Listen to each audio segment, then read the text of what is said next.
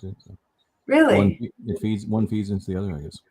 Okay, so It I've been does. forced to go live. We are live now. So hello, Excellent. Hi. hello. Good And evening. welcome to Carla K. Murder of Marla K. Murder the Media. That's right. Happy to And be she's here. here. She's here to tell us, I don't know, kind of her story, Shakespeare to Baywatch, and how she got red pill and things like this. I guess I don't know. You know, this is Sure. your life. This is your life, Marla. Dun, dun, We're dun. gonna expose everything. We're gonna look under every stone, every stone. It sounds exciting. Oh, someone's Or walking in. boring. Or maybe boring, depending on how you see those things. Right? I'm sure it'll be exciting enough. Anyways, exciting Yeah. enough for the kind Yeah. of degenerates that watch my little streams. And most excitement those losers will have when I'm sad. No, I'm just kidding. But like I mean it, not really. But where do we start with it? So yeah, you were in Baywatch, which is like the only thing anyone's going to latch onto, and like, oh, she was Baywatch. But really, the more exciting thing Yes. is that you were a serious Shakespearean actor for like a long time. And we were Yeah. talking about Several that. So years. like, Like, yeah. Tell us a bit about that then. Let's start. okay. And then when we get to the part where you're like doing what you do now, well, then we'll talk about how you got sort of red pilled because you were telling me there, and it sounded like a little juicy story all to its own. But Perfect. we'll get to that later.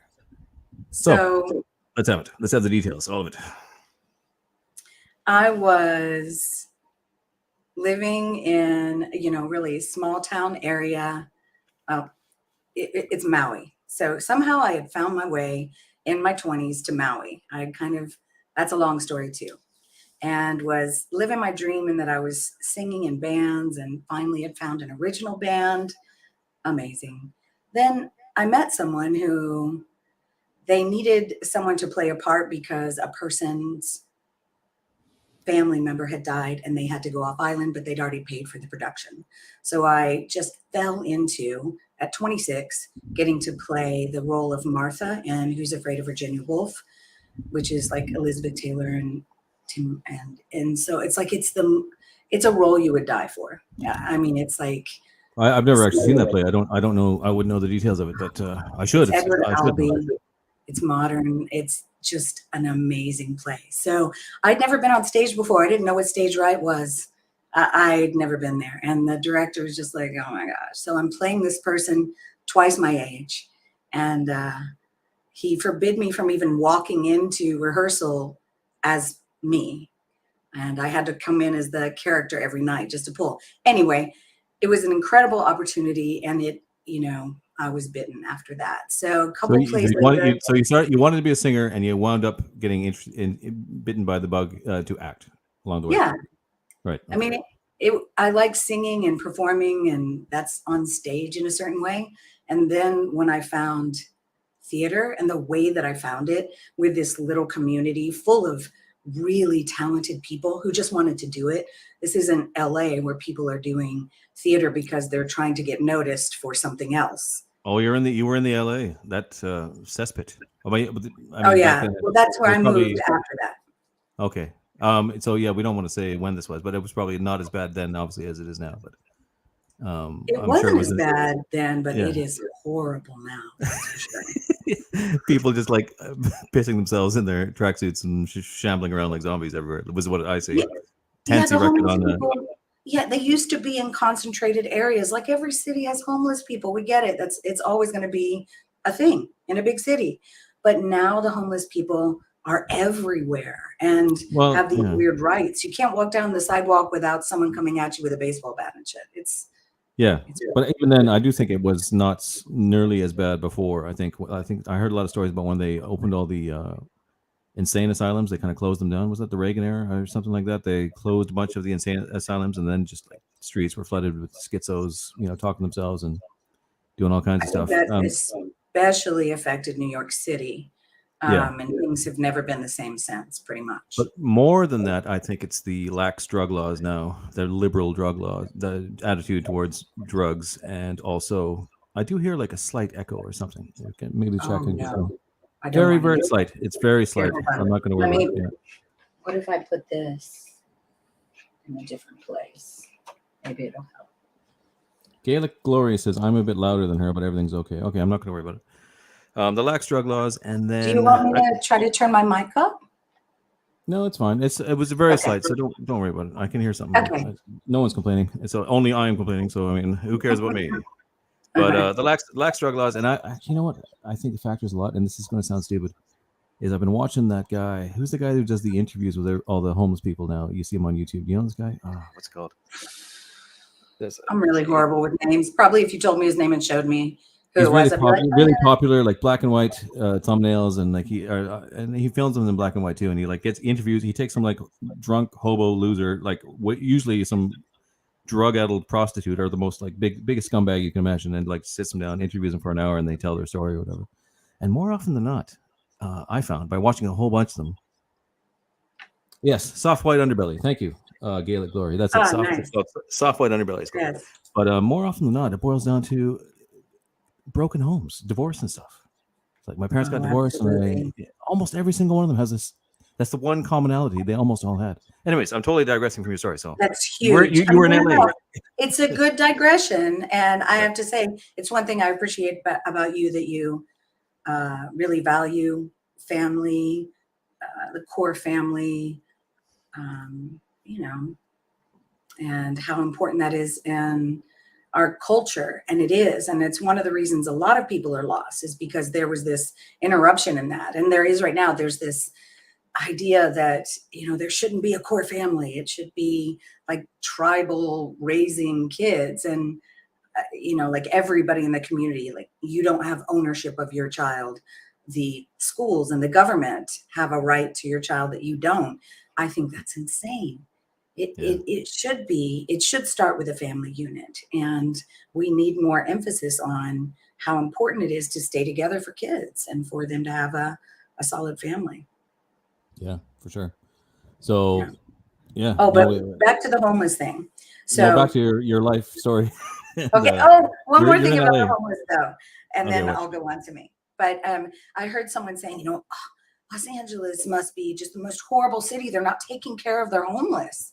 And I said, no. The people there, because I have worked in places where I've witnessed people with families of 4 and 5 who had no money and would be on the street, living in apartments that were nicer than mine with marble counters, because they just go through the system and apply. The funds are there, the help is there, but it's about the drugs that you were talking about. So the people who are homeless want to live on the street and deal drugs and do drugs and be a part of that culture. And if they were to take the subsidies and the help that was given to them, people would be checking up on them. They wouldn't be able to be doing that. Yeah. So it really is like the help is there, the housing is there, but those people choose to live in that weird squalor. Okay, leaving that behind. Backing up and going to, like, the first time I was thinking about it, I was like, I definitely had never seen Shakespeare. The first time I auditioned for A Midsummer Night's Dream, which is my first Shakespearean play, I had no context. Really? Oh my God. None at all. I mean, not even in school. You weren't made to do. I was made to do Macbeth in school. Yeah. Okay. Right. No. Oh my goodness. Hold on. What is it? Because I said the word that I'm not supposed to say. Have I freaked you out? Is that it? Something else happened? A meteor has fallen from the sky?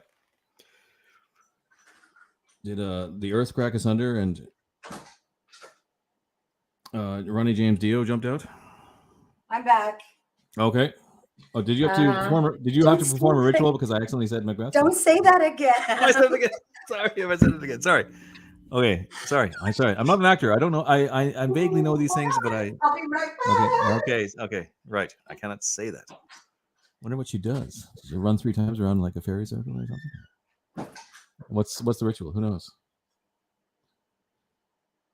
She's not coming back. That would be funny. That would be funny. I'd have to say. It's over. I'm sorry. Goodbye. I truly apologize. But that's someone said she's not coming back. I just thought that would be so funny if they just ended there. Later.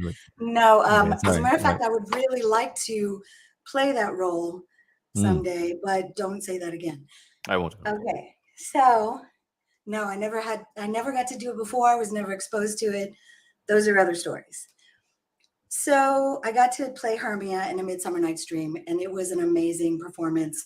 We're outdoors, and the back of the stage is like raked and goes down into the jungle. Right. So we did all these amazing things where I did backflips into the jungle when we did our little tough and fight and everything. It was so much fun. And, you know, people would come to see us. What are you, in the some kind of rain. gymnast as well? You could do backflips into. Oh, I guess I'm just a little, you know, like I'm not a gymnast, but you can do a could always backflip do those into the things. jungle. Yeah, I was always Okay. just, yeah. So Yeah. people would come and watch us in the rain and literally sit under tarps to watch us. And then, as I said before, there are people on island that would come out of the woodwork to do these plays that had been on Broadway. So there are professional people working with people like me I have no context. I don't know what's going on, but it was just amazing. And it was like, I don't have strong family ties. Speaking of what we were speaking of before, you know, didn't come through a good situation like that. So it was the first family feeling I had to do theater like this. And then for Shakespeare, when you are like, I've seen it a few times, and first of all, I'm jealous. If there's a role that I think I'm suited for, whoever's doing the role, I'm like jealous that those words are coming out of their mouth and not mine.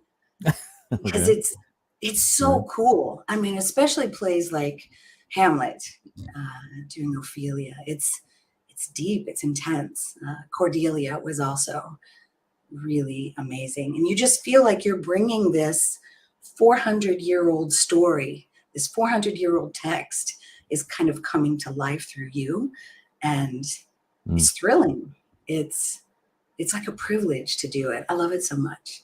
So yeah, I love like I've tried to read just the Shakespeare, and it's hard to get through, like, because I'm not in the world of drama and acting. I don't only know so much about it, but reading it's hard to get through the language, and you come across amazing quotes and ideas from them, that's for sure. But Midsummer Night's Dream was the easiest one to read, where you could like read a kind of enjoyable story and like kind of get it. yes. And, like, yeah, but I understand actors love it, and obviously I understand this to be respected, and I respect it as much as I can, but can't say I've truly gotten it. I must try harder to read it again. No, I don't think so. Here's the thing. Well, how do you get into it? It was written for actors.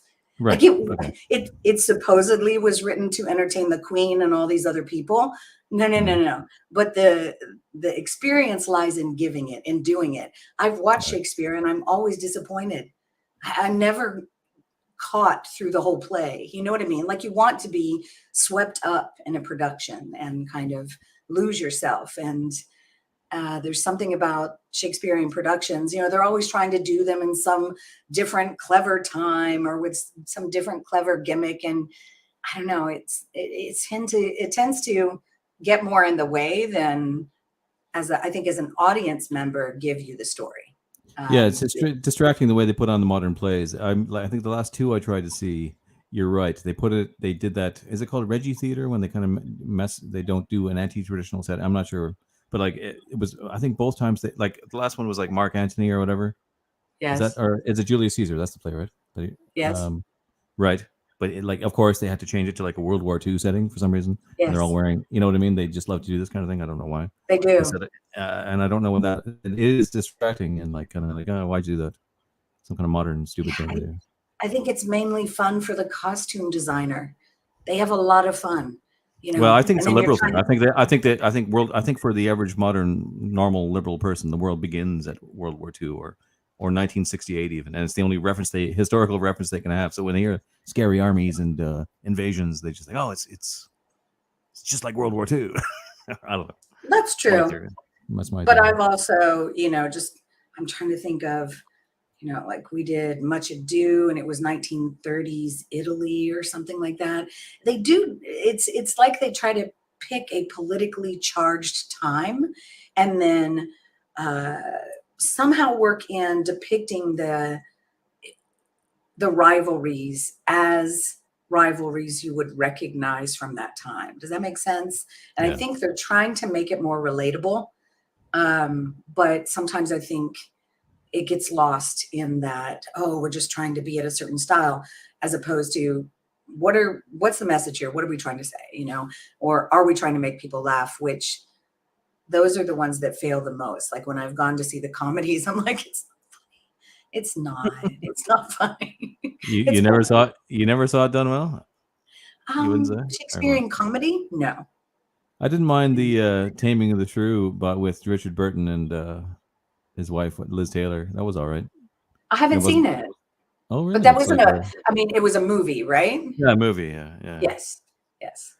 Yeah, I mean, those are the two that played in Who's Afraid of Virginia Woolf. They're amazing together. They have. All right. Okay. Yeah. Anyway. Okay. So I started doing Shakespeare. You're right. Yeah. And I fell in love with it. And I said, you know what? I want to do this. So I talked to the director that I worked with most and said, how do I do this? And he's like, well, you'd audition for schools. So I did. And I got into Cal Arts in Los Angeles. And famous Cal Arts. Yeah. The origin place of flat Earth design and the final stage of art. People. I mean, Pee Wee Herman, God rest his soul, who just passed away. Baywatch guy.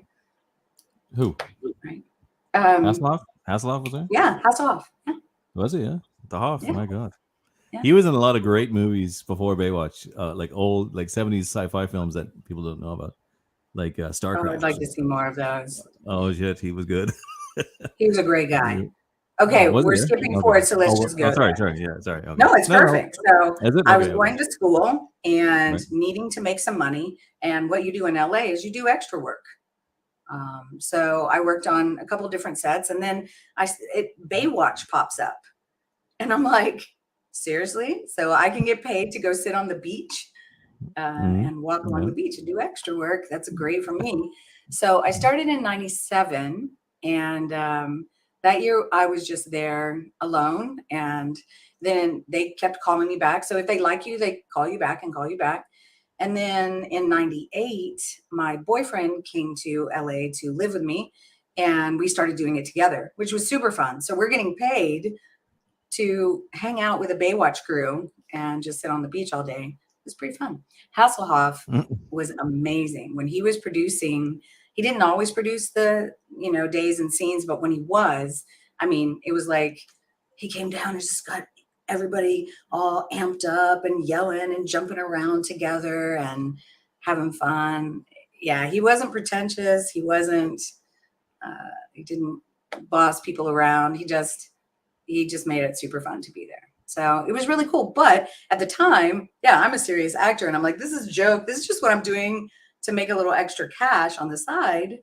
And it was fun.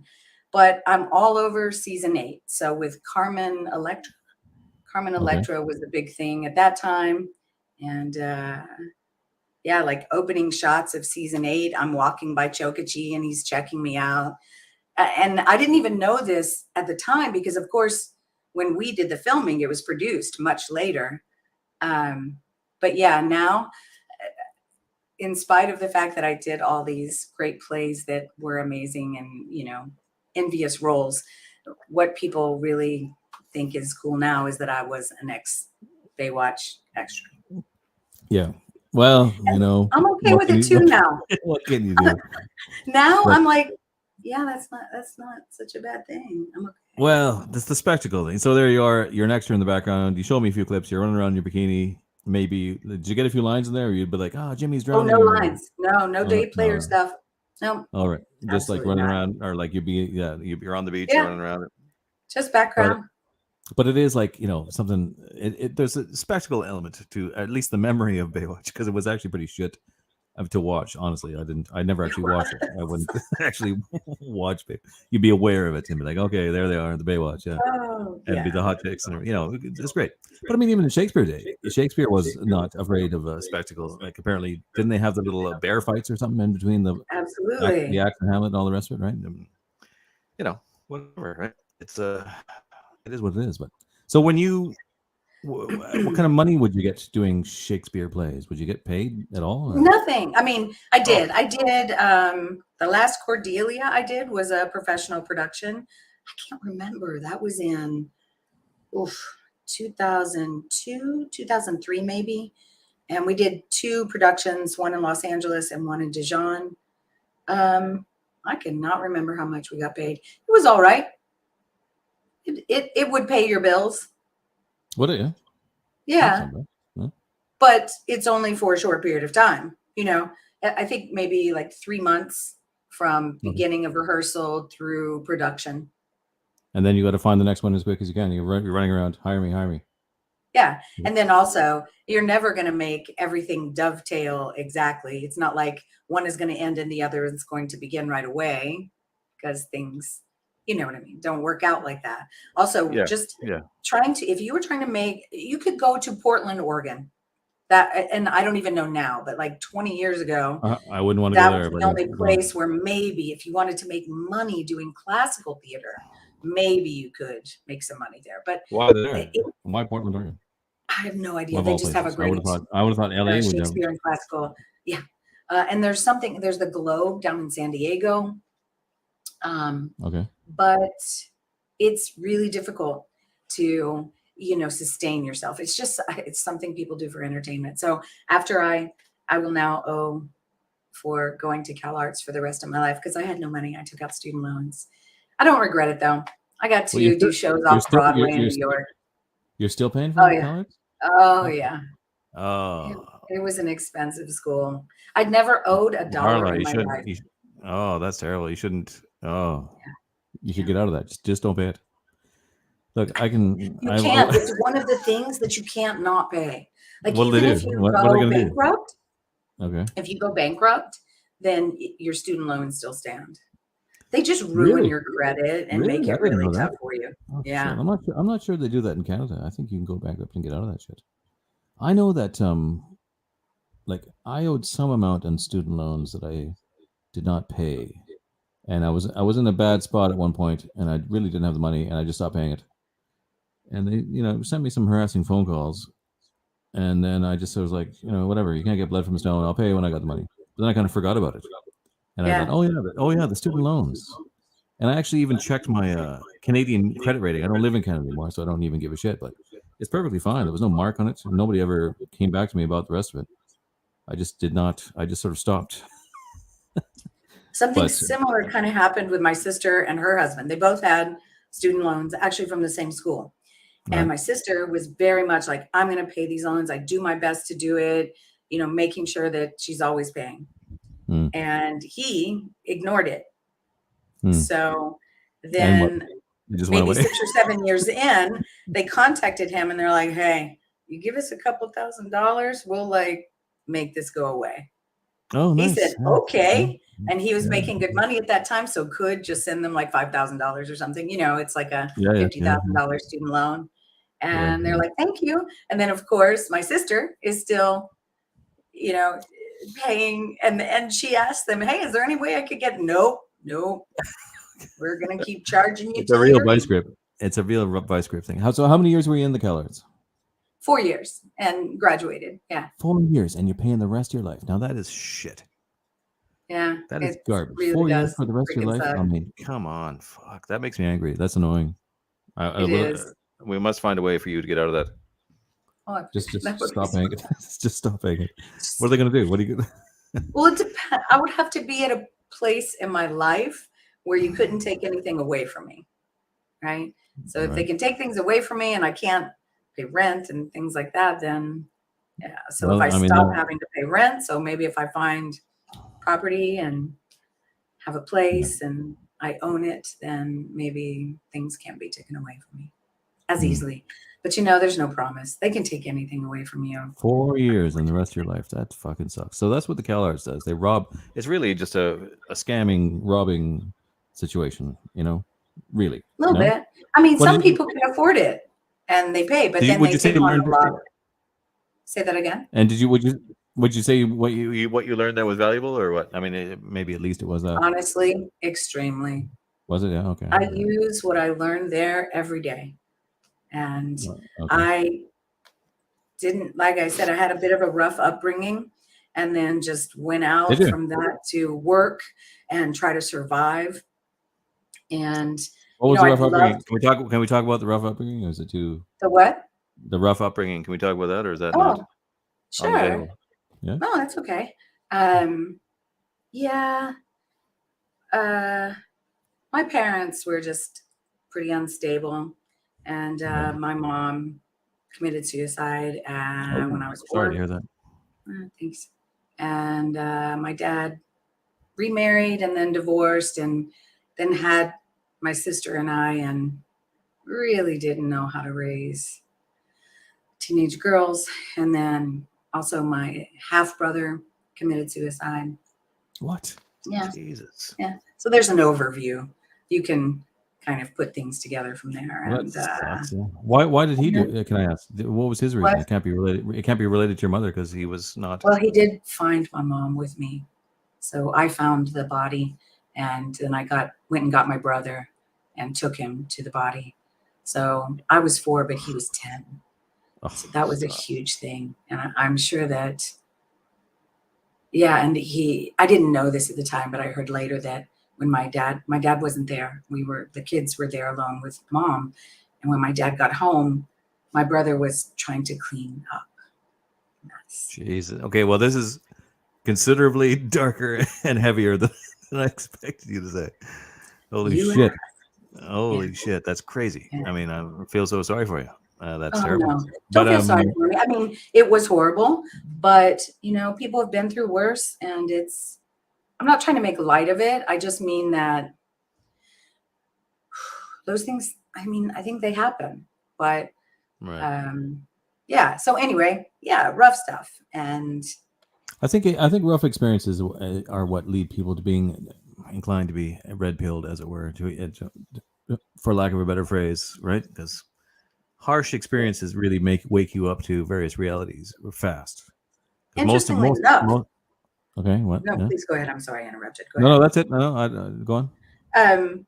Well, I wasn't red pilled, as a child. It was more that like my father was a Christian, so I really went away from that. And then it took me a long time to realize I threw the baby out with the bathwater. Like, just because he was a bad representation of Christianity, and a lot of people in churches are a bad representation of Christianity. He was a bad representation. Why? What was he doing? He was Well, because he was being an inappropriate father, and not raising his daughters well. And oh, right. You said he wasn't. Yeah. Okay. All right. yeah.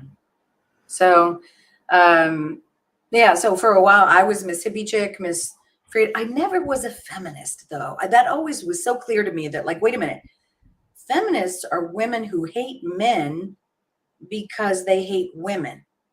And you're like, how does that even things out? So it just never made sense to me to go the whole route of hating men.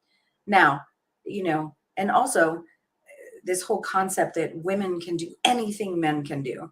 It's so obvious that there are things that men have better aptitudes for, and there are things that women are better suited for. And I don't know why that's such a struggle. I never have, but I definitely was kind of apolitical, in the middle of the road, just thought all politics was corrupt, which they are. I mean, I don't think there's really a two-party system. It's all convoluted, and has to do with the elite pushing here and there and everywhere, and puppets, but yeah. And so no, I mean, what was it? What red pilled me, and it was very late, 2018. I mean, this was after Trump was elected. And even when Trump was first elected, I was like, I don't know. This seems a little shady to me.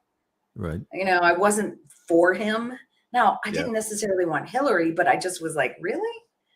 The "you fired" guy is our president? Like, are we really there? But then I met someone who did red pill me, and I was mentioning you were saying that it was you had a boyfriend who red pilled you. Let's hear about this. Yeah, I do want to hear about this. So how did you do it? Because a lot of people would like to know how to red pill their girlfriend. Well, first of all, we, had a good connection. And then, so we enjoyed talking and spending time together and everything. And he was just very much, oh, hey, watch this video. Oh, hey, check this out. What do you think about this? And All then we right. would get Okay. into kind of a intellectual conversation about it. And All right. a A lot of soft the approach. stuff, yeah, little pillow talk, red pilling. Okay. And it just worked. And you were like, yeah, that makes sense. It kind of worked. And then, of course, that he'd like slide this in. So I'd be like, yeah, that makes a lot of sense. Whoa, never seen it like that before. I didn't know that history. That's really amazing, And then I remember one night, it was like 2:30 in the morning. I'm pretty go to bed early when I can, It's 2:30 in the morning. We've already talked for hours. And then he brings up the whole nuclear question. And I'm like, Oh. look, I think I know enough about nuclear energy to say nah. Okay. I'm just going to stick with myself on this one. And I mean, he got angry. Oh. He was like, I can't believe you're stuck in your ways of thinking. Like, you don't even want to hear another side. You're not even interested in hearing like a counter argument. And I was like, at this moment, no, I'm really not. Okay. So that was I did later look into it though, and I was convinced. So after the huge meltdowns, like the world's amazing scientists went to work of like, how could we make it so that this would never happen again? How could we design nuclear energy so that it would never melt down? There would be, systems in place. And allegedly, people really developed these systems, but now no one wants to put money into it because of everything that's happened and blah, blah, blah, but it's the real clean energy and blah, blah, blah. It's interesting. Yeah, that is interesting. Yeah. So why did you ever break up with this guy? Is there? Oh, well, Is that we dated for 2 years, and it was always wonderful and intense, and it was a thing for sure, but it wasn't going anywhere. And I'm an old all lady. that work he put in, it's gone. It wasn't going anywhere. Oh, that's too bad. It wasn't going anywhere. I mean, we're still friends. We're still great friends, but he lives in LA, and I decided to leave, and I'm really happy that I did. So there's that. There's the proximity, and also, it just wasn't going. It wasn't heading in a direction, and I'm kind of at a point. I've definitely had friends with benefit years, and people think that's like uber slutty or something. No, I just mean people who I was with that we weren't necessarily moving towards a relationship, but we were, together and friends, like true friends.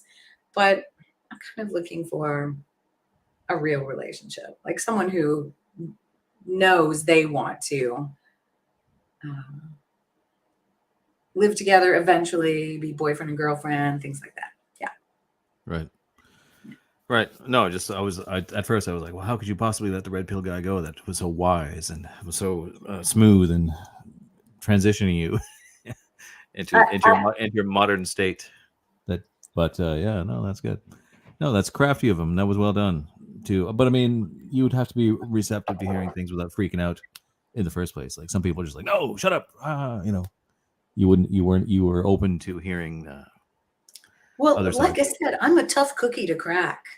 Like I'm a little bit intense, so I have to give him. Someone says the man in question must be David Hasselhoff. It must have been him. Was it him? No. Oh, too bad. No. But, someone else earlier said they think that David Hasselhoff is QAnon. Which is pretty funny. What? That could be. No, I'm just kidding. I have no idea. He's very popular with Germans. You meet Germans, they actually really That's right. Respect him greatly. Yeah. That's right. Yeah. And Baywatch was huge in Germany, like when it was going, for sure. Yeah, more of a Knight Rider guy than Baywatch myself. But even that was kind of obviously repetitive and shitty, but enjoyable. There was something wonderful about the cheesiness back then. The soundtrack is amazing. The soundtrack to Knight Rider is amazing. I don't know if you remember it. I don't remember it. I wish we could play it right now. Oh, nice. Fuck. It's amazing. Nice. But so when or how did the Shakespearean stuff dwindle away or die? Well, After, You're I went actually. to school. I'll be one sec. If you can somehow talk about something other than that Oh, you for like got it. a few seconds, I'll be right back. Okay. Yes, sir. Let's see. Okay. So I'm going to use this opportunity to plug Mike Lasseter. So his name is Mike Lasseter, Lasater, and he's just released 2 singles, Chrysler and Asleep at the Wheel. You can find them pretty much anywhere you have access to music, like Spotify, Apple Music, YouTube. Mike Lasseter. He's part of Murder the Media, which is the channel I'm with. And we're a lot more than just a channel. We really are a family of creative people who support each other and, are all trying to help each other do our thing. So go check him out. It's great music. It's his original music. He writes the music. He plays it. He sings it. It's all him. And I love it. So check it out. See if you like it. Mike Lasseter. There you go. Yay. Uh-oh, my spot is over. Just a few seconds early. Did you sing it? Did you do a little? I did. Did you do a scene from Hamlet or something? Oh, no. I should have prepared a monologue. No, I plugged Mike Lasseter's 2 songs. I remember I sent you the Spotify link and you didn't have Spotify. Yeah. Okay, so I wanted to ask you about that before we lose that as well. Yeah, because you did eventually do some music and you were playing in a band and you were singing songs. So at what point was that? When I was on Maui, when I was first in theater, just when I was there, and I had been when I was in Dallas before too, I had done cover band stuff, right? So finally in Maui, I got to be in an original band and write music, write songs with someone who wrote the music for the songs. That was pretty freaking amazing. Yeah. And you wrote the music, did you? The music you sent me, that was your music? Like, no? What did I send you? Oh, you sent me like there was a photo, like, I don't know, it was like almost I could tell it was like 90s era. It was almost, not that it was grunge, it was like alternative kind of rock, kind of 90s kind of era stuff. I don't remember. You sent me something or other, and you were with a band. You were singing with a band. I've sent you pictures. I didn't know I'd sent you any recording. I saw a picture and a clip of some music. Am I confused? Did you not do this? You did, right? Yeah, because I don't have it. If I had it to send, that would be cool. All the stuff that I've sent to you is just me singing in my living room. No, you definitely. Oh, okay. That's right. That is it. Sorry. Yeah. Yep. Yes. You sent the songs you sent me. Yeah. The songs you sent me were you singing, but you did send me a photo. It was just a photo I saw, and I was like, that's the 1990s. Right. That's right. I think it's 91, 92. Right. Yeah. That was so much fun. That's the band I'm talking about, where we did original music together. The only one I've ever done original music with. And the guitarist is just amazing. He's now, he's not producing. He plays, but he's not like producing music right now. But he did an album called Voodoo Sons. That's the name of the band, with another girl after me. No, I'm back. I'm back. Oh, that's nice. the kind of shit that happens. I'm sorry, I froze up there for a minute. Oh, it's okay. Yeah, so sorry. I figured I'd just keep going. Yeah, well, yeah. So what was that band? You must tell me, or what was that? Well, so you wrote the music for that band? Is that the one you wrote the music for? Well, I wrote those songs, and then the guitarist wrote the music for it. Yeah. Right. Yeah. We were called the Nancys, and okay. Yeah. And what kind of music was it? Am I right? It was like definitely 90s, like tiny, just kind of progressive rock, a little bit grungy. Yeah. A little bit heavy, but not overdone. Yeah. And how long did that go for? Probably like a year and a half, 2 years. And then I ended up leaving the island to go to Cal Arts. Oh, is that when that happened? All right. So that's pre-Shakespeare. Yeah. Oh, okay. And what was it like in the Maui? Did you miss that after you went? Or? Oh, yeah. And I've been back a bunch, and I have friends there that will just be my forever friends. And it was an amazing time. I'm very glad that I did it when I did, because a lot has changed. It was pretty cool. Yeah. That's not where you grew up, is it? Maui? Is that where you No, grew up? Oh no, it's not. I grew up all over. Oh, you were moving all the time. Yeah, my dad was in construction, so we just kind of moved at Oh, least once a year, sometimes twice a year. right. And how did you wind up in Maui? Well, I was in Sedona, Arizona. That's a whole nother story. So I was in Sedona and met this group of people, and this woman who had tons of money through a trust fund that she could only spend on credit card. Like she had no cash, but she could spend as much on a credit card as she wanted. And so she did. And she kept a house with a bunch of hippie folks in it. And we all had our little things that we did. And she decided one day that she wanted to go to Maui, that that's what the universe was telling her. And so she was like, you, and you're coming to Maui with me. Y'all are kind of like my entourage. We're going to go there. We're going to find land. We're going to live in Maui. I was like, all right, let's go. So we were there for about 6 months and meeting people and going on the island. She was looking at real estate and all this stuff. And So she was rich. She just like, let's move somewhere and buy some property. And that's it. Yeah. Yeah. Oh, Yeah. shit. Okay. So for the 6 months we were there, and we were kind of meeting people and branching out and everything. So I met a lot of people on the island and all. And then one morning, and so my sister was going to come out and visit in a month. We'd already paid for plane tickets. I'm like, I'm in Maui. You need to come visit here. Yes. So the woman just woke up one morning and said, I'm going back to Sedona. It's not happening here. I'm not feeling it. And I'm like, what? Oh, okay. But my sister's coming out in a month. And she's like, that's okay. Here, I'll give you an open-ended plane ticket. You figure it out. You can stay with people, because we'd met a lot of people and everything. And has she bought property? Has she paid for property? No, she decided not to. She just totally backed out, and literally one morning just said, okay, this is all off. But that's, just a flaky hippie woman. When, yeah, they're nothing. They're not beholden to anyone. People, yeah. Certain rich people that were born rich or grew up rich will do that kind of flaky shit on you. More so than I think. Yeah, like Aerosmith played her. Right. Yeah. So anyway, I said, yeah, I think I'll stay till my sister gets here. And then suddenly I'm like, I'm on Maui. Can I make this work? Yes, I can. Ooh. So I did for 5 years. You just got a job and got on with it. Is it? Yeah, you get lots of jobs. That's how you do it. You have at least 2 jobs and sometimes a third one that you're, winding in. And yeah. I know. Sorry, yeah. Go on. No, go ahead.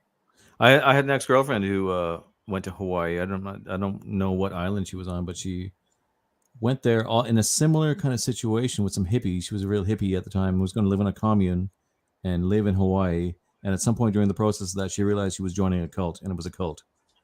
And it was, it was the usual cult scenario, Waco, whatever. It was the whole thing, like, I'm going to have sex with that kind of shit. Whoever was the leader was going to have sex with them all and whatever, right? So she woke up and got out of that one. But she was a fucking retard anyways, though. But yeah, I remember that you just reminded me of her story. not that you were in a cult, but it's similar. No, like the rich hippie woman like that could start a cult like that, or it absolutely could gather more people, really put more into it. Absolutely, it's a cult sprout, basically. Because so what made you leave Maui again? Just the Cal Arts? You thought I'm going to go to Cal Arts? Cal Arts. Yep. I must go to Cal Arts. You thought? Well, the thing is, so I was doing all these plays with all these amazing people who had been on Broadway and had real lives and college degrees and, things to talk about. And here I was, this little hippie girl who made it to Maui somehow by luck. You know what I mean? And I just wanted to fill my head. I wanted to have some experiences. I wanted to have something, to be something more than just a little chick working in a restaurant and trying to get by. You know what I mean? So it was the first time I really took a big leap and just said, I know this is way too much money and I can't really do this, but I want this experience. And what did you signed up to study acting? Was it? Is that what you? Yeah. No. Oh, you Yeah, did? theater performance. Yeah. Right. Very good. And so that is quite a plunge to take. And knowing the amount of money, well, at that time, I mean, we all go into this student loan thing thinking, well, money is money. Who cares? Money is like this ephemeral thing that is never, you never actually have to account for. But I yeah, I didn't mean, then. Back then, it was very different from me because I had always taken care of myself for a long time. Like I'd been on my own, even though I was young for a while, and didn't have wait, parental help and how, stuff. So what age were you at that time? Can I ask? When you when went I to college? got into CalArts, Yeah. uh, 28, 27, 28. Okay, so you weren't like, yeah, you weren't, Yeah, I super wasn't young. like super young. I was the oldest kid in the first year in our little cohort.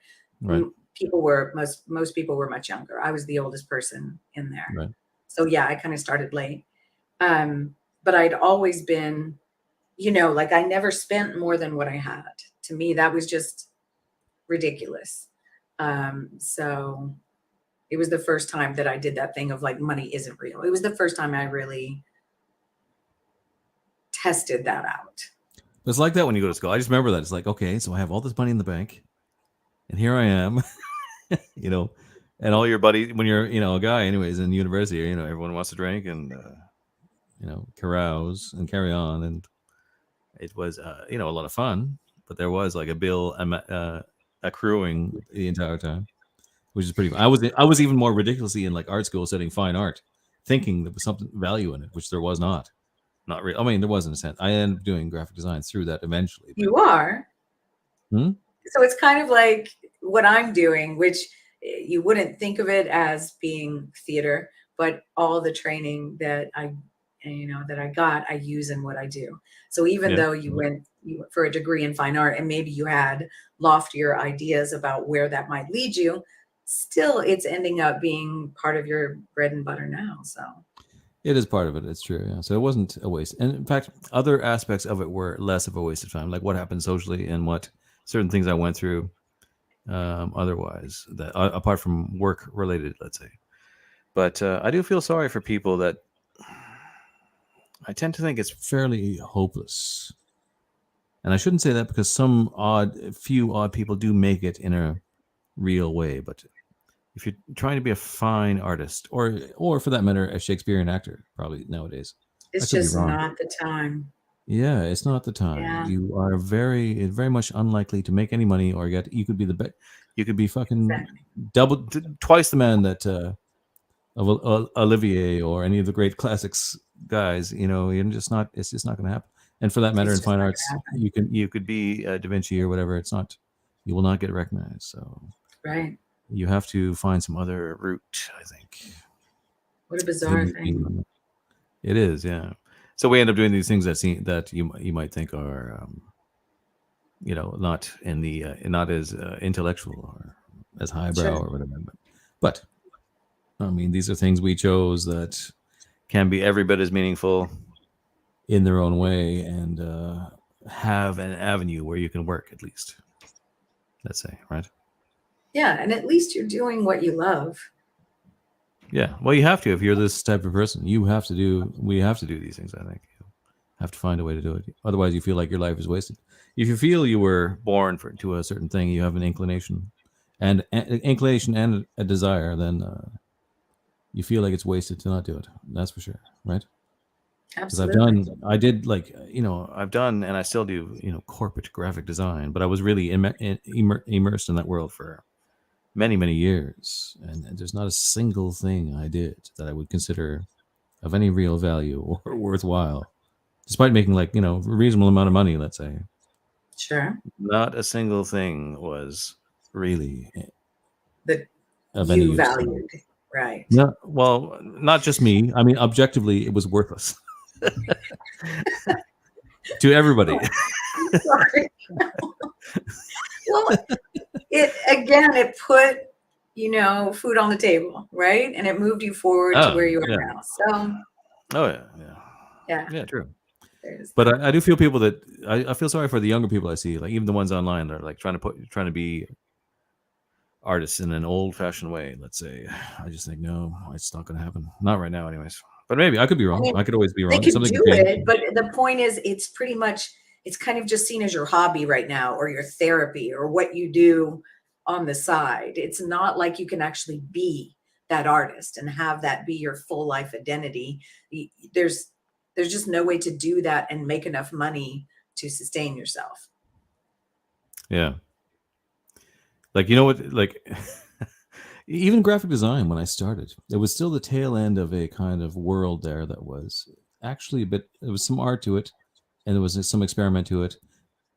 And advertising, even say, you see, look at ads or album covers or whatever from the 70s, even through the 80s, it'd be some kind of like, you know, bizarre innovation and crazy kind of artistic stuff. Like all that kind of melted away into the sameness of just the, you know, nowadays you're just more likely to spend your all day like changing the race of the people in the photo beneath the text about 100 times, and moving the text like a millimeter to the left through a series of meetings that take a week to like determine how far to do that.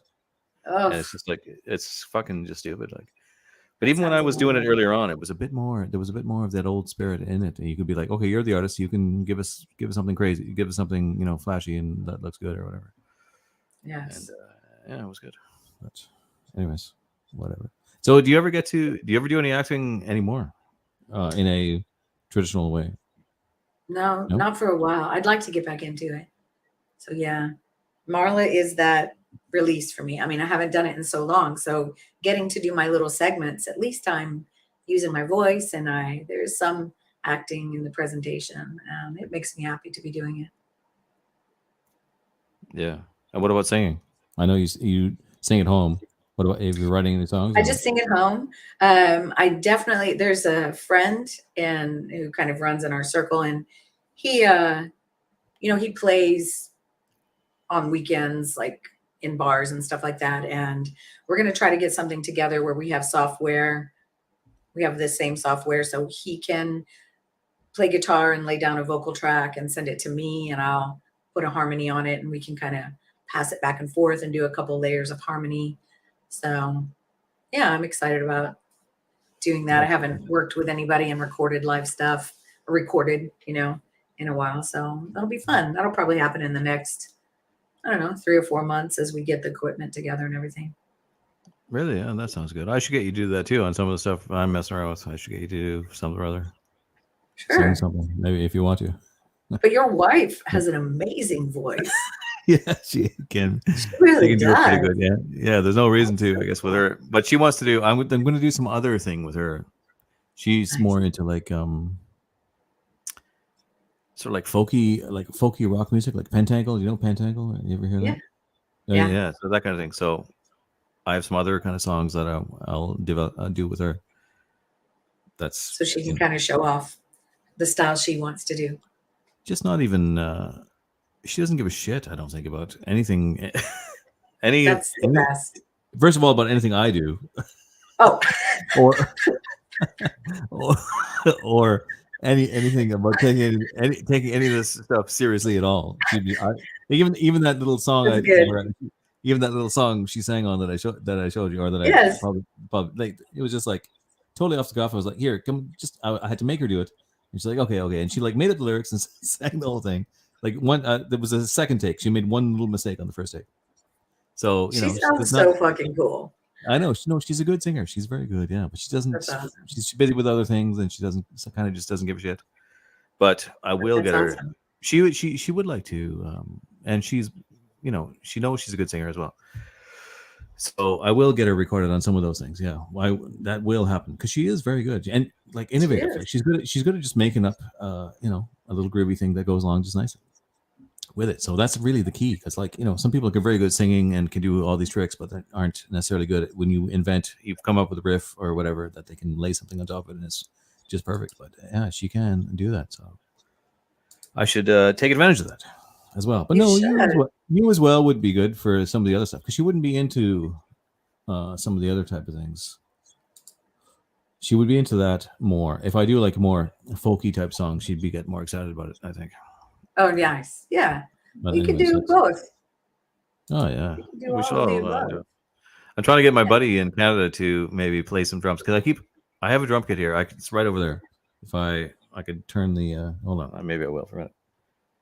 You'll see. Can you see that? It's a cocktail drum kit. Can you see that? Oh yes. Wow. Yeah. Pretty fancy.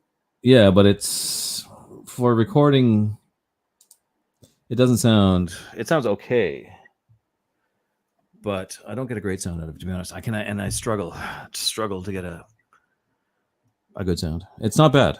I can do it okay, but Yes. my buddy in Canada, I'm going to try and get him to do some better drum stuff, and maybe he'll. So it'll be like a thing where you come up with a song. I have the song idea, record the riff, maybe record a rudimentary version of the drums. Very cool. Then he does a proper drum recording of it, and then you or somebody else does some singing or whatever, right? You know. That sounds like fun. You can do that. I'm totally over the game. Internet. Yeah, over the internet, you can do all these funny little tricks. I want to do that. So, your life story though. So, where have we left off with your life story? So, red pilled. No, okay. You left California. Yeah. And is that when it all ended with the acting and the rest of it? Well, no. I mean, acting ended quite a long time ago, and then I got into the job that I have now, which has become my passion, which we're not going to directly talk about. But yeah, so I really found myself. So after acting and really wanting to do that, I fell into something else quite by accident and discovered that I'm really fucking good at this. Excuse my French. I need to pull back the cussing, but and I love doing it. And so, it's a shit show, but I'm used to it. So I've been doing it for 22. I think this is my 23rd year that I've done it. And it's a circus I'm used to. And at the end of the day, I feel good. So I wish I had more time to be more creative. So I'm trying to work that out, how to compartmentalize a little bit more and not take my work home as much and have a little bit more time to, just be chill and do the things that I want to do. Yeah, well, that's not I just read some people were like, was there a knock at the door? There are people who were like, where did you go? What was that about? Who, me? No. I just read some messages of people asking where I went before, and they heard that there was a knock on the door. When I said the wrong thing. No. I'm not gonna say it. Yeah, someone said that you have to go. Someone said you have to go and slap a child, and that you must be keeping a prisoner child in the other room, and you're going over and slapping him. I don't know about slapping a child. I know a different thing. You went like a little Vietnamese boy in a cage, and you in case someone says Macbeth. You have to go outside the door, turn around 3 times, spit and knock 3 times to get back. Oh, is that it? Oh, I didn't even know this. See, I'm sort of. This is a common acting thing, is it? Yes. Yes. Christ. And I mean, the good thing is, if you're in a real theater, it can be a pain because you have to go outside the room, downstairs, outside. You literally have to go outside the theater. Oh shit. And then do this and knock on the door to get let back in. So it can be a real pain in the ass. There's a real line between like these a proper superstition and these OCD habits. Okay, so no, for sure. But wait, okay. So my first tragedy I played, it was A Man for All Seasons. So it's about Sir Thomas More, and he has a daughter, and he gets imprisoned in the Tower of London because he won't tell the king his opinion on whether he should be able to divorce, right? He literally won't tell him. And because he won't give him his opinion, he's like, you're going to... More was a Catholic. More as a Catholic. Is that the story? Yes. I can't remember. Yeah. It is, yeah. Okay, and so this is an amazing play. And the play is really about, there's this very small character who's just kind of someone who's kind of living on the street, and he just wants to serve people so he can do something besides just living on the street. And he has a chance to serve the good people, but then he also gets sucked in by Cromwell, who he's like, man, if I serve him, it's kind of a power thing. Like I might have power, I might have status someday. And he gets sucked into the bad side. And it's definitely a very small sub-story that's going on, but it's kind of significant in that, there are people who are lost and they get caught up in these promises of power and everything, even though they know they're supporting an evil person or someone who does real wrong. So the person who did that, the actor who played that part, he was a homosexual. And in Hawaii, especially with the locals, like, it's not okay. It's not accepted. And we had the first weekend of the play. Oh, the thing is, if you put on a tragedy, there is a tragedy. So that's this myth. That's the superstition that anytime you put on a tragedy, it's like you call forth something bad to happen. So the person who was playing my father, Sir Thomas More, told me about this because he's like, this is your first tragedy. And I'm like, okay. Wonder, someone's going to stub their toe or something. So the second weekend, this guy went out to spend the night on the beach, which he does every once in a while, in his truck. And I guess he propositioned 2 young local boys who drowned him. Your little stories always take a very extremely dramatic turn that I'm not expecting. But so second weekend, so we were dark Friday night, and then another person on island took his role and came on with book in hand, and like, we were only dark for one night because of it, and the rest of the play was really infused because we had a murder of a cast member behind this heavy play about morals. And why are so many actors homosexuals? Male actors? I don't know, so many. but it is really a thing. It's a thing. Why? What would be the reason for that? Is it that they? Oh yeah, it's such a weird, strange thing. I think maybe real men are just really having relationships and doing things, and there was a different time when maybe they were attracted to be doing theater and the roles. But we were just talking about theater is not something you can sustain yourself with. So why would someone in their right mind really be spending a lot of their time, life, and energy doing it? So it's going to be the people who, you know what I mean, are drawn to it for other reasons. So maybe it's attention. Well, it's just a strange side note phenomenon. Yeah.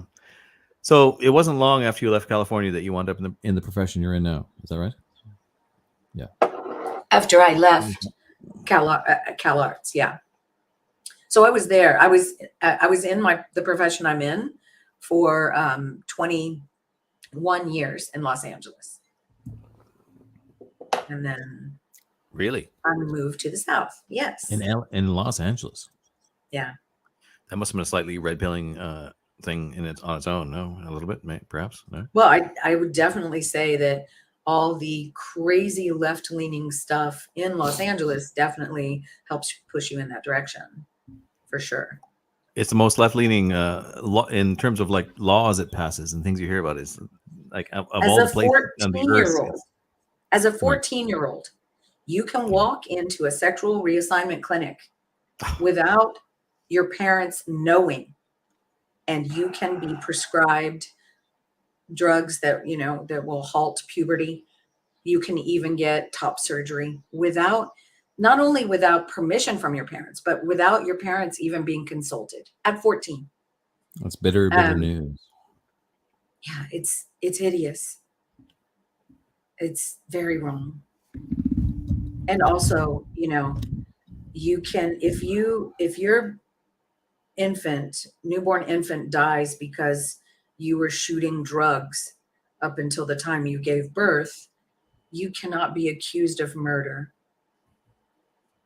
Right. And you and the doctor can decide 7 days for sure. They're trying to stretch it more, but 7 days after an infant has been born, the mother and doctor can decide to abort it, meaning kill a 7-day-old child. That's absolutely insane. And call it abortion. And so people are doing this? And is anyone doing this? Yeah. Especially drug addicts, right? Geez. Especially. So how do they kill it? Injection? It's probably injection. Yeah. So some person has to do this. The doctor does it. The doctor does it. Yeah. Dr. Death. But even if your infant dies in the first week, I don't know the number of days. It might be longer than a week.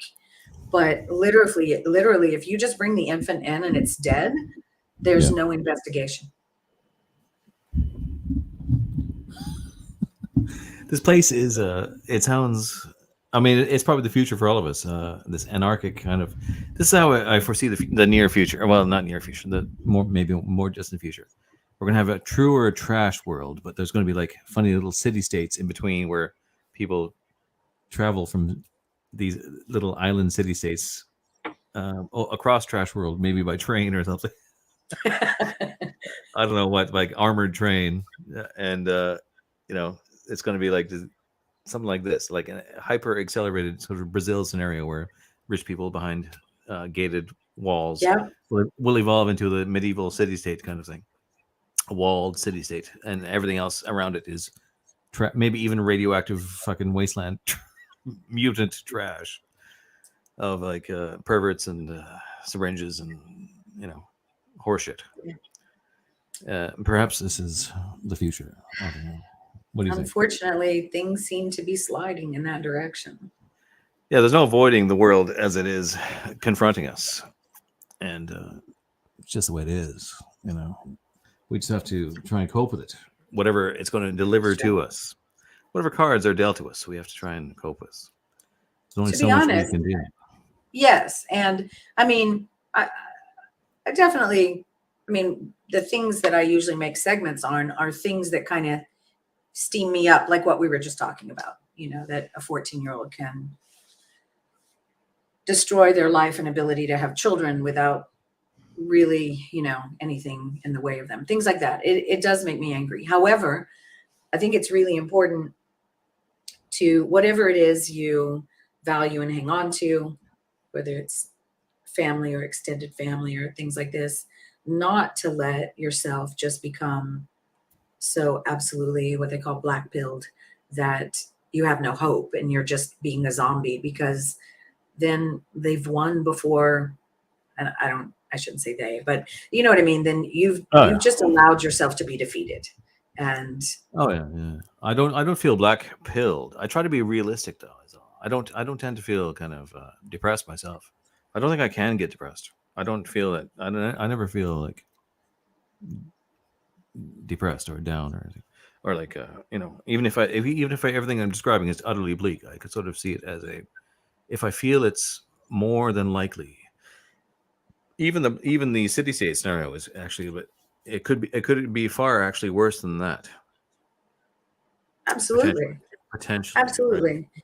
And But it's probably your awareness of history and, you know, things like that. When you think of other times in the world, things definitely have been worse and will get worse well, again. they've been And worse. might They've get been worse, better. but the potential for worseness right now is an all time high with the uh, various the technologies like nuclear nukes and you know there's with the technology we have, the potential for worseness is very, very high. With this particular drop we're going to hit, it's all to do with surviving. I just think everything's going to change extremely dramatically. And What do you think is going un, to cause that un, change? unpredictably, probably like disaster, encroaching disaster and chaos Sure. as things, you know, get more and more trash worldly and shitty, unavoidably, and as their ineptitude increases, and it eventually butts up against their ideology, which is false, their value system. Along the way, just I don't know. I just think that I just think that I've lost my train of thought. Yay, it wasn't me first. Yay. What the fuck was going on? Probably who cares? Whatever. Everyone knows the same thing. I mean, and we all know what's going on. Whatever else. I It's mean, I don't. true. But my point is, I don't feel black pill about it. Just that if you can, I think it's because when I was young, I really had. I actually okay. Other than, completely opposite to you, apparently. You probably had good things about your childhood. Yes, you probably had some good. Oh, of course, there were No, some good things. right. Absolutely. Mine Yes. was overall very good. I thought I really wouldn't complain. It was very good. It was in the Rocky Mountains in Canada, and it was Nice. in the wilderness, a lot of nature, and we had, you know, it was great. We had a great time, and I can't complain. So, I don't. What the fuck was my point there? I've lost that as well.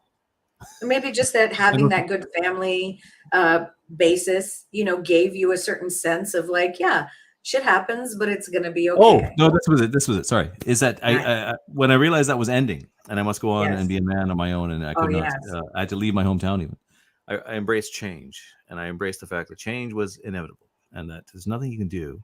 Is it like Heraclitus, the great pre-Socratic philosopher, said that man is never the same man because man never crosses the same river because it's never the same river and he's never the same man. Is that everything? You cannot stop the change in the Right. world. Right. So ever since then, I kind of like don't even say I can see it's great loss to lose our nations and lose the things we have had. But if they become stagnant and they're so hopeless and stupid as to like go around castrating our 14-year-olds, the time has come like to split them up and move along. Unfortunately And so. yeah, so I mean, it's better to have change than for it to somehow not change. But there's no way it's not going to change. But the way it will change will be if there's when I look at history, I don't see the same. People look at history, all these historian type people, and they say this is going to happen next and now because this happened before, and this happened in Right. So we 1941, see and this pattern. this happened in 1855, and it's like no, I don't see it that way. I think it's going to surprise you. In fact, what I see from evolution and from history is that if anything, the thing that comes around the corner is not something you will ever be able to predict or guess. Right. Absolutely, life will always surprise you. It's looking for ways to surprise you. Absolutely. So that's what I think. So I feel that's inevitable, and I have ever since I was a kid, and I had to leave home and stuff. I just thought, okay, that's fine. That's the way it is. What can you do? Right. It's not always bad. Even when I say this doomsday scenario, even the fucking radioactive city-state scenario is probably slightly better than this corporate world of fucking bullshit. These eunuchs and these Seriously. people. Yeah. The way it's there's there'll be good things about it. There'll be certain freedoms you didn't have, maybe, or Absolutely. And whatever. people will find, aptitudes and interests that they would have never found with their faces stuffed into their iPhones and, Yes. only what they Yes. are being fed through mainstream media, etc. Right? Yes. Actually having Exactly. an experiential life. Yes. So yeah, experiential. Yes. You must live your life. You must experience. And that was one thing the hippies kind of got right. Actually, some of the stuff the hippies were right about some things. They weren't totally 100% wrong. There's some things they did right and got right. So as people, were you on and I some both right had an experience. Yes. I said they were on some right tracks. Yeah, for sure. Here, I'm gonna run again for like 1 minute. If you can blabber about something, I'll be right back. You got it. And all right, next. All right. For my second little segment here, I want to say that we have brand new T-shirts.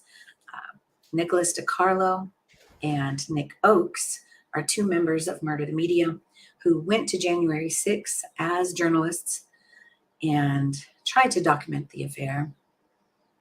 They did go into the rotunda and smoke a cigarette. They did not go into any of the inner rooms. They did graffiti Murder the Media on the Capitol door. So they are serving 4 years in federal prisons, and we're doing our best to help support them and their families.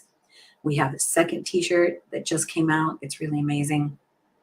It's got a Tart Baker original design of the two boys at the Capitol and the actual text that they doodled on the Capitol door on the back. And then on the front pocket, it says political J6 prisoners.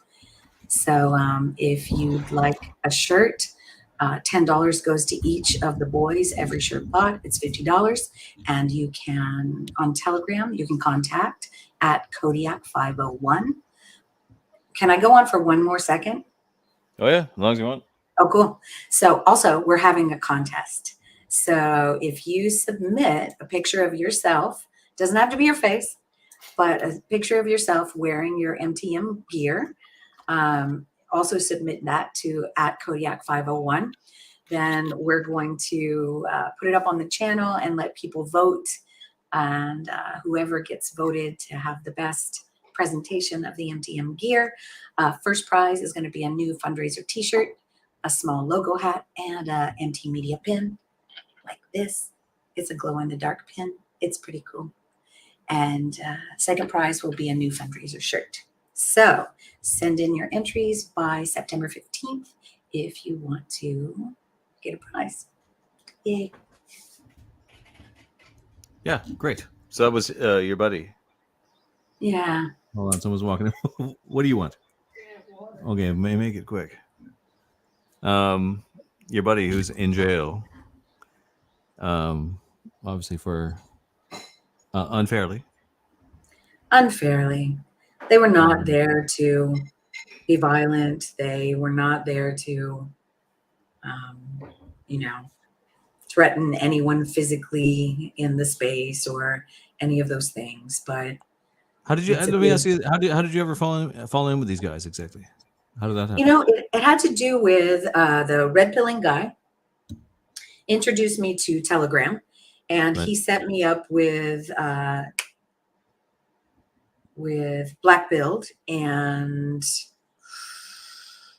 Nick Oakes, and I always forget the third guy. Anyway, so I followed these three people and just kind of hung in the background, didn't comment in chats or anything, just kind of followed them.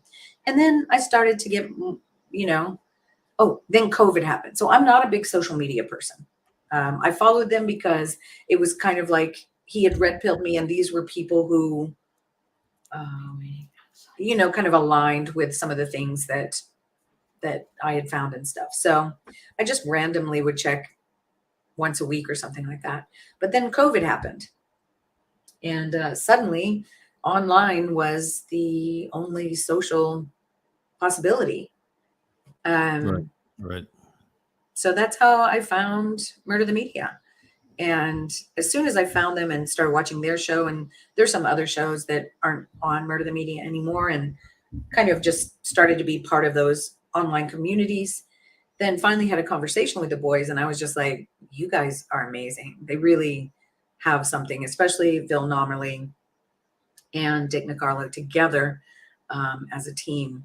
So I just said, you guys are so amazing, and I have a lot of time on my hands. Like, what can I do? What can I do to kind of support y'all and help whatever you're doing, make it happen? So the team was amazing. They taught me how to make clips at first. So I was kind of helping to clip their shows and help them get themselves out there and everything. And then we finally figured out they're like, you have a theater background? I'm like, yeah. And they're like, you have a green screen? I'm like, yeah. And they're like, oh my gosh.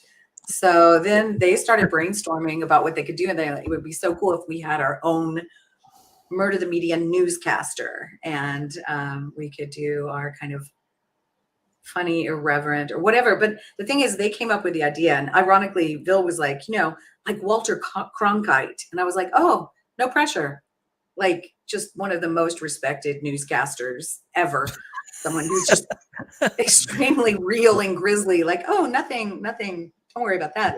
Yeah. But then Dick's idea was Saturday Night Live, and I was like, my idea is neither of those, but kind of maybe in the middle in both.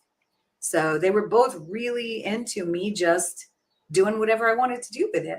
And in the beginning, I was writing the scripts, which was the only painful part for me. It's just, I can do it. I'm just not a natural at it. So it took a lot of time, and I needed help. I don't really write comedy. And, I like there to be some kind of irony or lightness to it somewhere. And that kind of bothered me. And then I found Nick Oakes, who's one of the other guys who's in jail for the same thing. They went together, and he started writing the scripts. Really? So how come I've only ever seen the one guy? Well, they were, Nicholas DiCarlo, he's a little bit more, present on Murder the Media and everything. And Nick Oakes kind of has his own thing, but is also, comes on shows and stuff. But he has the Oakes Report, and he has a show on Gavin's channel, censored.tv. What, that he's doing from jail? Yeah. Is he? Is he? Yeah. Oh, I didn't know that. Yeah, and he's for about 6 months, he didn't write scripts. It was a little touch and go, and communication wasn't as easy, but starting in June, he started writing the scripts for Marla again. So I'm back. He really You know, gets her. I like Gavin McInnes. A lot of people give him grief for different reasons, but I've always thought he was funny, and I would generally, not always, but I often would listen to his videos. Just He can be funny and witty, and he he can be yeah. entertaining. It's just he did some things that were just super cringe. And but he did a few cringe things, but I mean, everybody does probably. I don't know. True. I can forgive that. I don't hate him, and I don't hate him, and I'm not. I'm not like, oh my god, Uber fan. No, he's a good entertainer. He always was like funny. He always was just he just wants to be an entertainer. That's his. Yeah, that's what he was born to do. And he's funny. He can be funny. Yeah. I still Definitely. I like when he gets mad. He gets uncontrollably mad sometimes, and it's kind of I find it's funny. Yeah, it is. It's kind of cute. So you guys have an association with that. That's good. That you're on the censored TV or whatever. Well, Nick Oakes is Nick Oakes is kind of as himself, right? But we're entwined, but Murder the Media is not on censor.tv yet. But you never know. You never know what can happen. Yeah. Would it be a bit too hardcore for him, or what? Would he? No, probably not, because he does. Anthony Cumia is like twice as hardcore as him, and he does a show with him all the time. That's actually the one I enjoy watching, is the two of them sometimes as well. Nice. I like both those guys. Bill is on a small hiatus, but when he gets going again, I mean, he would be the one to have the show on censored.tv. He is he's the biggest talent at the channel. I mean, there's a lot of talent, and there are shows coming up that will be bigger than Marla when they come out, which is exciting. So that's good. But Bill's definitely. Well, they're nice guys. They were the ones following me on Telegram. I didn't even know. I didn't know about them until they were. But then they're like, buying ads in my books and everything. So that's they're obviously great guys. Great taste. Absolutely. Well, and you were on Bill's show, didn't you? Did an interview with Bill on his show. Yeah, that was good. Yeah, I remember that. Yeah, that was a while ago. He was asking me about was it art mostly? I think at that time. A lot of people want to talk about that. It's like that's a subject I feel like I moved on from, that I talked to death like years ago, because I went on and on about it, and I carried on, and I kind of got like, I still do talk about it, but I don't know. I feel like I said it over and over again, how I feel about it and what I think about it. It's all in my book. I don't know if you probably didn't read that book. It's big and intense, but I haven't read the book yet. Yeah, you might like it. Sorry. It's much more. It's much different than the other books. I want to read it. I got the audio book, and I tried, but it's just not my style. I'm just a reader, old school paper books. Yeah, that's still good. Well, I'll send you a copy. You should read it. You might agree. You probably will agree. Nobody ever really disagrees. The only people that object to it are sort of political opponents that want to write a review to attack me personally for other reasons. But it's obviously not false. That's pretty solid. They never say anything. I've I've heard no refutation of what I said in the book, of the points that I made in the book. That's for sure. Right. None. Nobody even tries. So I can say that much, about that. But so, I was happy to talk about it with him, but I'm sort of tired of talking about art broadly. It's so obviously gone over with. And we're moved into a more final stage now where, yes, they fuck. Because even now, even people on the right still, you will have to do a lot of battling with over the idea, the fact or the idea that art was even subverted to begin with, which I very strongly believe. It's just such a subjective, difficult thing to talk about. That's why I had to write a very detailed book on the matter. But you get tired of it. You get worn out. Sure. Going on and on about it. Okay. Well, especially then you want to create art again, because the whole reason I wrote that book because I was frustrated and fed up with not being able to do the art I wanted to do. So I wrote that book, and then that became a thing I could sell, like an art piece that I made, And I thought, well, if I can just make my own art and sell it, then I can write these other books just in Yeah. whatever style or genre I want. So As what is a it you pure, really want to do? pretty happy doing the Aegeon, to be honest. Yeah. Yes, Yeah. those are awesome. Yeah, just to make little fun fiction stories. Yeah, it's good fun. Nice. Yeah, if I could have like from the get go been doing that, just like you would, what would you choose to do if you could get paid to do anything? Shakespeare Sure. Yeah, or I do singing? Singing. plays. Yeah, Yeah, for both, sure. both. Oh, sing and do plays, 100%. If I could just do that, I'd be a happy camper. Yeah. But you can do. I'd also, at this point, be happy just having a home in the woods and gardening and just kind of living close to the land. Yeah, Yeah. gardening is good. It's not always all it's cracked up to be. It can be difficult. I think about plants as most people think about their pets. I love plants. I don't know why. It's weird. Yeah. No, it's good. I love them too. And I love to eat them. I love to have the food. Yes. But you're right. Gardening is hard work and it doesn't always come out like you want it to. And there are lots of variables for sure. Yeah, like this is Ireland. It rains a lot. I've got a greenhouse out there. And like just today I was out there and I was like, fuck. And I thought I had the so I've got a greenhouse and I've got it fairly well sealed off. Pretty much like I don't even see how they're getting in there. I don't know if they come out of the earth itself or what. Fucking snails in there. And I got beer traps. Yeah, I got beer traps and I'm catching the snails. And even then, I went in there today. I catch 2 big giant of the cocksuckers, like on the edge of the beer trap. And I'm like, who's eating all my tomato plants? Who's eating my fucking pak choy and my my peas? And it's these little sons of bitches, right? And they're still there, fresh on the vine. Just like, what do I have to do? Do I have to like hire a guy to stand out here and look for you all day long, or what? Like what's the secret? Seriously, right? So it fucking pisses me off sometimes. That's all I can say. Yeah, the whole bug thing is pretty crazy and hard to predict and deal with. Well, I mean, this is a rained out, wet place, and it's great. Everything's green, and you can grow something almost all year round because it hardly even snows in the winter. It snows really, yeah, a little bit. Well, you could grow like winter cabbage and things, and I mean, I don't know, but the greenhouse is fairly new actually. I haven't really tried growing a winter stuff so much, but I intend to. Yeah, what are the winter veg you grow? There's green cabbage. Is it leeks grow in the winter? Oh fuck, I don't remember. I don't know what grows in the winter. Certain things, horrible things like turnips. I think tubers. I think you're right. Like things that kind of are deeper in the ground and stuff like that, right? Yeah. But there's just a lot of work. Everything involves work, and you have to enjoy your work. You have to love it. But Marla, what do you think? I should let you go soon. It's been like what, an hour and a half? Are you all right? That's amazing. Yeah. And I was going to kind of say to you before, I'm a little bit like a 45-minute to an hour kind of person.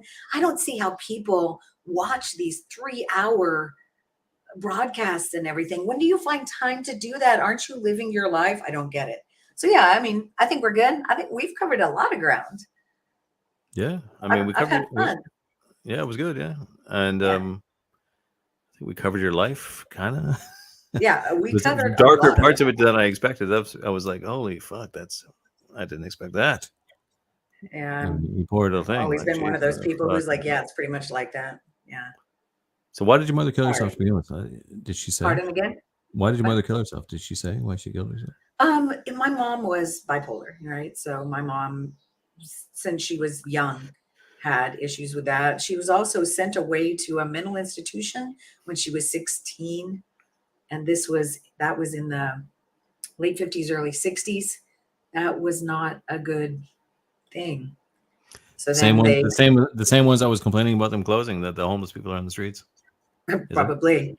But the thing is, she was sent, like she lived in Austin and she was sent to Houston. She was literally so far away from her family, and it was a really bad experience. So then they moved her closer, but she just kept having suicidal ideologies. Okay, so she So she'd had you, and she was already. Then she had to go off to an institution. No, before she had me, she Oh. went to a mental institution, even before she graduated high school. So they sent her away to like a really hardcore institution because she kept trying to commit suicide. And Oh, so it was a lifelong thing. She wanted to commit suicide.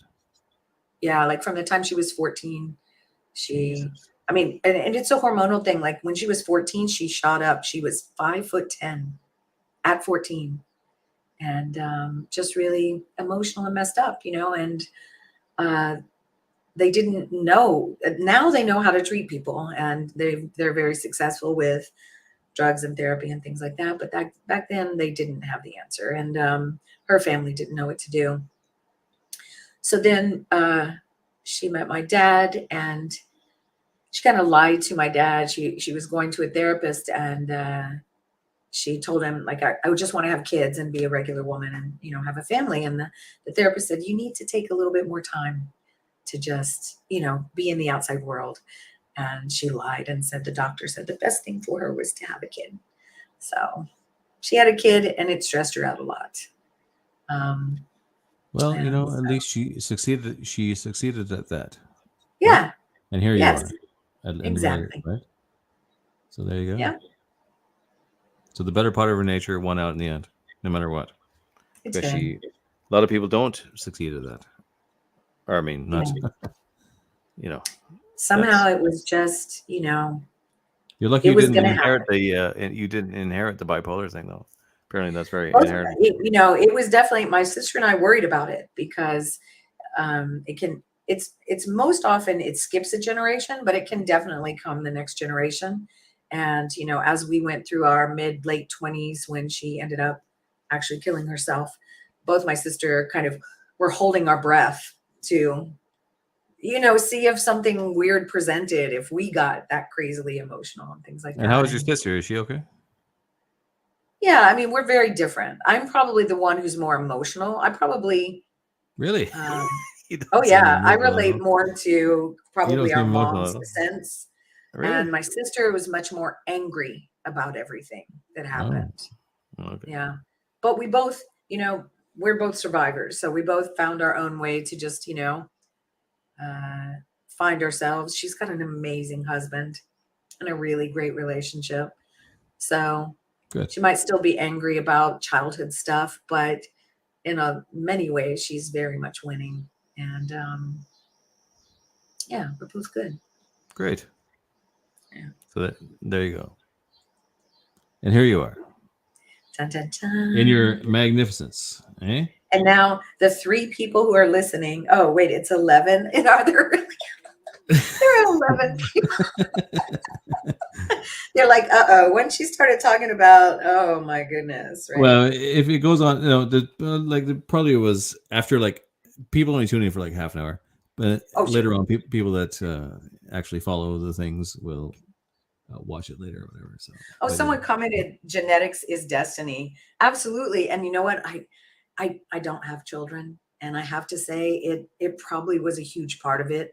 Me worrying about passing on that kind of a severe bipolar nature, right?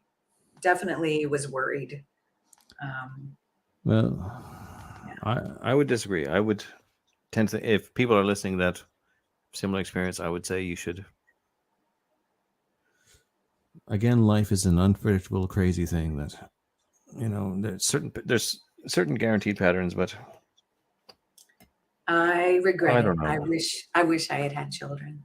I wish I hadn't been so afraid, and I wish I had had children for sure.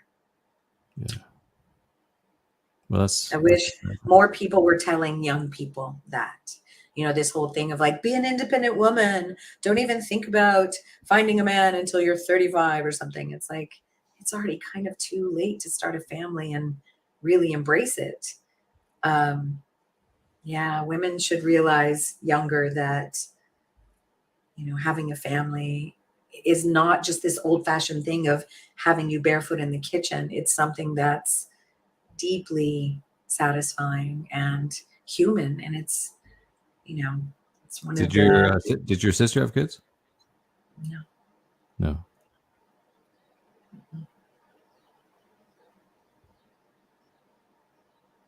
Well, And yeah, at least you're here now. You're here now. I'm here now. Yep. Hey, this has been awesome. Thank you so much for having me on. And I didn't mean to end on such a downer, but no, I think it's great. you definitely told your life story and with a message at the end, which was good. Oh, love it. And I totally look forward to doing some music with you. I'd love to do that. That would be fun. Yes, we should do that. But no, I mean, you've had a marvelous, interesting life, and here you are. And that's all we can ask for. Who knows? I mean, you could even fate deals its hand as it does, and you were destined to be what you are. And that's just I have to say, same as who knows if I would have done the things that I did if I hadn't kind of been through the struggle before. I love the life that I've been given and that I've been able to live. I definitely have some regrets. Like I wish I had children, but there are things that I've done, like theater, like bands, just the job that I'm doing. So those things make me really happy, and I'm lucky to have had those experiences. Yeah. Well, it's a very interesting life, and you're a very valuable comrade in the struggle. Comrade, ironic term, I was thinking about. It's funny how we can use that, but then it is twisted to only be for the left. Well, whatever, right? Yeah, that's just the way it is. sure. We can say or do whatever we want. Still, I have one final question, Brent. All right, Brendan, what about these sexy arm guards? What's up with that? What's the story behind those? No reason. You mean the bracers? Yes. I had the hood and this gear already, and I'm kind of a person of heavy metal, truly. Yes, sir. And I had some other little smaller ones before, just like little clip-on ones, right? Yes. And it's not something that would be entirely out of my sphere to have or to wear on special occasions, like going to a gig or something, right? So I just thought, but I did order these ones special because they're more longer they're more like a dungeon thing, right? And nice. When I already had this druid hoodie stuff, I just thought it would go. I ordered it online. They had to go with it at some point, to have like a dungeon costume, I guess. Costume is amazing. I love it. There we go. But I never got a chance to wear into a gig because my buddies are always saying you should wear into a gig, but I was like, it's a bit too much. I don't. Maybe I would, but that's the story with those things. But yeah, I mean, you won't find like in many other places. It takes a person of metal who is into fantasy and sci-fi, who's also red-pilled and likes to make an Egypt of himself online. There you go. there we are. Just to have fun. I love it. That's great. Yeah. So that's Marla K. Murder for you. That's her life story. There she is. The beautiful Marla. Thank you so much, Brandon. It's been a pleasure. All right. We'll say goodbye. Goodbye, sweetheart. Talk to you soon. Bye-bye.